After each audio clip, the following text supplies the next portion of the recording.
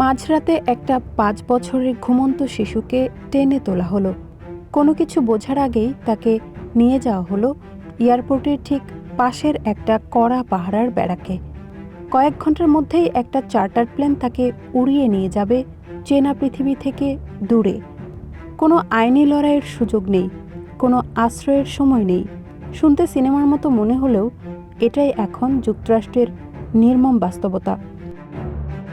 যুক্তরাষ্ট্রের immigration and customs enforcement বা আইস লুইজিয়ানার আলেকজান্দ্রিয়ায় সম্পূর্ণ নতুন একটি হোল্ডিং ফ্যাসিলিটি চালু করার পরিকল্পনা করেছে। ৫২৮ শয্যার এই কেন্দ্রটি কোনো সাধারণ আবাসন নয়, এটি মূলত একটি হাই স্পিড ইমিগ্রেশন সেন্টার। আর এর অবস্থান কোথায় জানেন? ঠিক একটি সচল বিমান ঘাঁটির পাশে। যুক্তরাষ্ট্রের মাটিতে পা রাখা অসহায় মানুষগুলোর ভাগ্য নির্ধারণ হবে এখন এই রানওয়ের পাশে।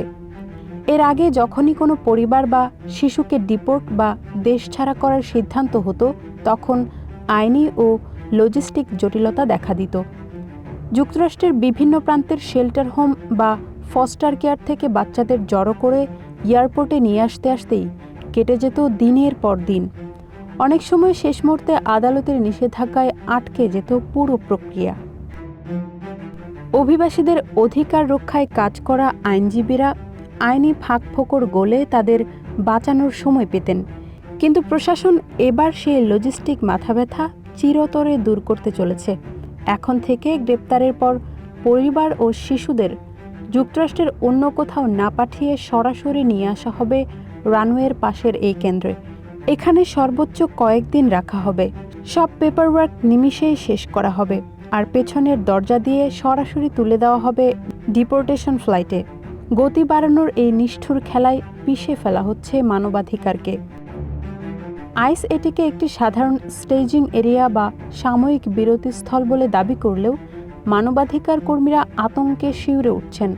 তাদের মতে এটি কোনো ট্রানজিট পয়েন্ট নয়, এটি আসলে এক নির্মম নির্বাসন সেল, যেখানে বন্দি রাখা শিশুদের জন্য বাইরের দুনিয়ার সাথে যোগাযোগ করা বা আইনজীবীদের সাহায্য নেওয়া অসম্ভব হয়ে পড়বে।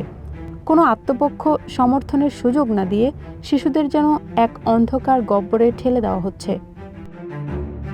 এয়ারপোর্টের দেয়ালের ওপাশে আলো ঝলমলে স্বাধীন যুক্তরাষ্ট্র, আর এপাশে ডানা ভাঙা শত শত শিশুর কান্নায় ভারী হয়ে উঠছে বাতাস।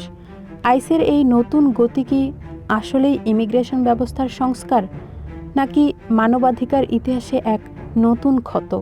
যুক্তরাষ্ট্রের ভবিষ্যৎ রাজনীতি আর মানবাধিকারের এই দ্বন্দ্বে শেষ পর্যন্ত বলি হতে হচ্ছে নিষ্পাপ শিশুদেরই।